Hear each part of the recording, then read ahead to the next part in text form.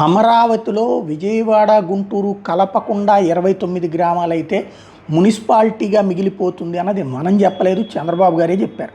ఒక చిన్న పల్లెలో ఏ స్థాయి అభివృద్ధి ఉంటుంది, లేకపోతే ఒక చిన్న పట్టణంలో ఏ స్థాయి అభివృద్ధి ఉంటుంది. ఇది ప్రస్తుతం అమరావతి ఇప్పటికీ మంగళగిరి అంత కూడా లేదు. రేపు ఇదంతా పూర్తయితే మంగళగిరి స్థాయిలో ఉంటుంది.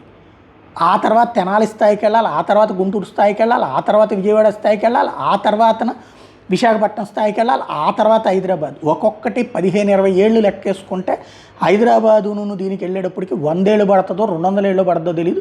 అప్పటికి హైదరాబాద్ ఏమి బెజవాడకిను మంగళగిరి అంత స్థాయికి ఎదగదు కదా, పడిపోదు కదా, ఇంకా అంతకంటే ఎదిగిపోతుంది కదా. ఇక్కడ గుర్తుపెట్టుకోవాల్సింది విజయవాడ గుంటూరుని కలిపి తీరాలి. ఒకవేళ కలపకపోతే చేతనైతే వీలైతే మచిలీపట్నం కూడా కలపండి. జగన్ ఆ పేరు చెప్పాడు కాబట్టి అది వదిలేద్దామంటే విజయవాడ గుంటూరు వరకు కలపండి.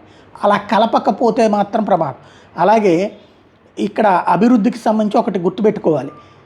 కలికతా, గోవిందపూర్, సుతనుతి అనే 3 పట్టణాలని కలిపితేనే కలకత్తా నగరం. ఇది బ్రిటిష్ వాళ్ళు చేసినటువంటిది, మనం చెప్పేది కాదు.